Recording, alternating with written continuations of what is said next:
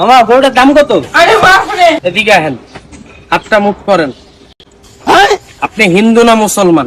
মামা আমি যদি মুসলমান নাই হইতাম তাহলে কি আমি গরু কিনতে আইতাম? তাইলে বলেন সুবহান আল্লাহ, সুবহানাল্লাহ, মাশাআল্লাহ। মাশাআল্লাহ। রাগ করলা? না মামা, গরুটা কি তোমার পছন্দ হয়েছে মামা? পছন্দ না হলে কি তোমার দাম জিগাইছি? তাইলে বলো মাশাআল্লাহ। মাশাআল্লাহ। রাগ করলা মামা?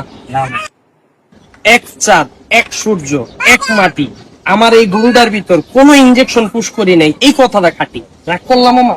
না মামা, আমার এই গরুটা 2 বছর 2 দাঁত, গোস্ত হইব 3 মন। 1 মন তোমার, 1 মন তোমার আত্মীয়র, 1 মন গরিবের। কথা কও ঠিক না বেঠিক? ঠিক। রাগ করলাম মামা? না মামা, 3 মনে হয় 120 কেজি। কোরবানির গরুর মাংস 1000 করে পড়লেও তোমার দাম আহে 1,20,000 টাকা। তুমি দিবা আমারে 1 লাখ। কও আলহামদুলিল্লাহ। মা আলহামদুলিল্লাহ।